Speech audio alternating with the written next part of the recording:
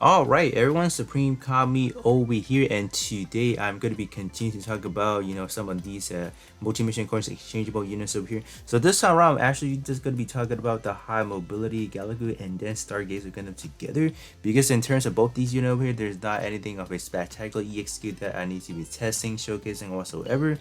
So yeah, they're pretty much bare bones down to like portrait, so that's something to kind of cover real quick afterwards. Before we talk about which part you want to be getting specifically for the Galaga over here or even a Stargazer, first thing you want to notice, we're actually getting the pilot for both suits over here. We got Johnny Riddles over here as well as Celine. So definitely trying to farm them up because they will definitely go towards your job gray over here, so definitely something that is going to be very beneficial. This one is specifically going to be infighter, so I feel like a lot of melee player does maybe tend to run infighter, so that is definitely going to be a free 10 points right there. And then in terms of the portrait for Johnny Ridden over here, is actually not even that bad. Like, look at this one over here, 15% above EXQ effects up, definitely really good. This one is going to be for attack RGB exclusively, but I mean, like, this one is a really free to play parts, so I'm not really gonna hold too much to a certain degree. So definitely not bad, definitely a very much a recommended for sure right here. Moving down to Celine over here, in terms of her, she is specifically going to be for your supporting type job gauge over here, or your job grade. So support type pilot wise, in terms of his glasses, is not, I wouldn't call it like really like the best of the best, for example, but still a very good collection, or just a good one to be getting specifically, because in terms of support type, it does have some good functionality that I feel like in a squad, like let's say in your just your overall squad, having a support type, AI pilot is a very good ideal situation as well. In terms of this portrait, definitely not anything too spectacular, so we're not really going to talk about that. But definitely farm this one to portrait level 10. That is going to be 10 free easy points going towards your job grade for both of them over here. So let me hop into the alteration page over here and just kind of take a look into see which part specifically you might want to get for the Johnny Riddle's Gallagher. So I believe it should be MSV, right, if I'm not mistaken. Oh, yes it is. In terms of overall stat, I'm pretty sure both of them is not gonna be anything to like, oh, I gotta have it, for example, right? Kind of keep that in mind. They are free to play parts. In terms of their alteration, they really don't have like the best stat afterwards. So wow, I mean, like, this one first portrait was already good, I'm not gonna lie. With bazooka type weaponry equipped, EXQ boost by 25%. Like on the spot, it was really good. After alteration, it is gonna gain an EXQ piercing boost by 28%. So in terms of piercing boosted, I'm not gonna say it's not important, because there's definitely gonna be some like in-game event, like those specifically those hard content that they set the enemy to have some extremely high defensive value. For example, let's say they have really high melee defense or shot defense whatsoever. Having piercing booster right there, and alongside with some really, let's say a piercing EXQ, they will definitely break through your enemy walls without having to use maybe what kind of condition they're given. So I mean, it's not bad. I think this one is a well deserved to form up to portrait level 10. Honestly, it's just kind of good. So definitely a good recommendation if just for the near future. Maybe when they release more events that will have like extremely high defense whatsoever, that, or they have specific modes that you can't really innately do more damage because they are set to I don't know what specific mode, for example. I think this one is definitely gonna come in handy for sure. Alright, moving on over to the torso over here. So okay, so this one is gonna be a hot skip for sure, because this one is doing some flatter damage. So no, this one is a hot skip. Get one copy of it and move on from there. I would not recommend that one. Alright, moving on to the arm. So first portrait was really good, second portrait, no. So in terms of like, this one for example, it depends, I would have to say, because if you guys don't have a good, arm part specifically for melee that has some good, portrait, then you guys may want to settle for this one for the time being. But if you guys are stacked with like good melee arms with good portrait, you guys can just kind of get one copy and move on from here. So second portrait is just not worth mentioning, so not going to talk too much about that.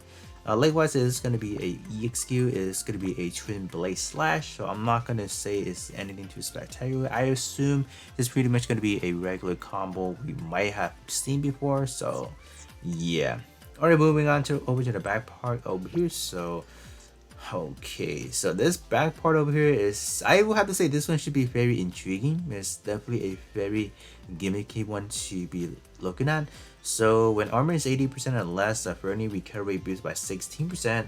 So if anyone is planning to build like a, I don't know, like a Bernie build for a build, for example, that has a really low Vernier consumption or whatsoever, like whatever gimmick, I think this can definitely make a good exception if you want to pair some, like just for fun, right? Definitely.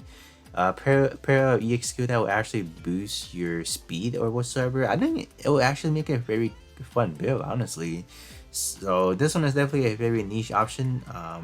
Would I recommend it? No. But if you guys feel like you want to play something of this caliber, or play Vernier, reduce this and that, definitely go for it. It wouldn't hurt to have it in your box. So, but in terms of priority wise, definitely not up there for sure. So. Alright, moving on to the bazooka over here, the rocket launcher. So what about this one? Okay, it's actually not bad. I would say, like, although the first portrait is kind of like a meh, is kind of like whatever. It is going to increase your job gauge increase boost by 30%, so that's not bad. But secondary portrait EXQ boosting, free EXQ boosting, hello, definitely up for that. So if you guys feel like you need something of this caliber, for your melee build, for example, I think this one does make a very good exception. But kind of keep that in mind in terms of bazooka type, a range weapon slot. I want to say bazooka type is a very limited category. So if you guys don't have many good, front part to begin with, yeah, this one is definitely going to be an iffy part. So, but definitely a very good collection purposes for the portrait. So, would definitely recommend it if you guys are lacking in that department. So. Alright, last but not least, we got the shield over here. So hopefully the shield can be redeeming in a way. It's actually, first portrait was really good, so no doubt about that. So this one is going to be an enemy shooting power reduced by 25%. So definitely solid, like definitely really solid. If any of you guys are planning to build like a tank build or like an enemy reduction type build, this is definitely something you want to add onto your roster. But in terms of the alteration, oh no! Shooting crit rate up or boosting it? No, we don't need that. Like it doesn't really work. Like in a way, critting in this game is kind of pointless to a certain degree. So first portrait is really perfect. I just kind of wish that in terms of when they made it originally, that the second portrait could be something more of a use. But this one simply not. But definitely, I would definitely give it like a thumbs up. Good to go for maxing out this one for sure. But alterating it, yeah, probably not. Definitely not recommending it. So up next, let's talk about the Stargazer and see how that one is. Alright, jumping over to the Stargazer over here. So they are only going to be 5 parts. So let's kind of take a look and see what we are rocking with over here. This one, no. This one, unfortunately, it is kind of gated into a armor, like an HP restriction, it's kind of thing. So only when it's 80% or lower, so that is like a big red flag already. Like right at the like, so let's say you start out at mash, you're not gonna ever fall below 30 or 80% health. So yeah, this one is just bad. So definitely not really say like, oh, portrait level 10 whatsoever. It's just not that good.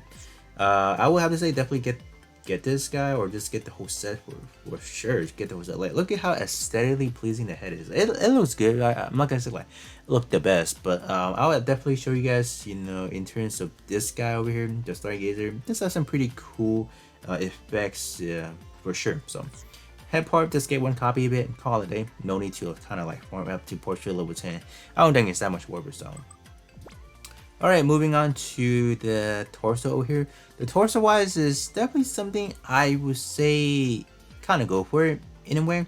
In a sense, that is actually pretty good because this one does have some EXQ reduce or cooldown reduce with it. So that definitely is a very good thing with it. But the bad part is like it is going to be a time gated again. So only the first 60 seconds, and then after that, you are dropping this at 20%. So it's not that good in a way. But if you are able to clear out any multi-mission or just any event within a 1 minute mark, then I think this is definitely going to be a handy dandy part that you want to be using. So definitely do try to see if you guys can perform up to portrait level 10 for this one.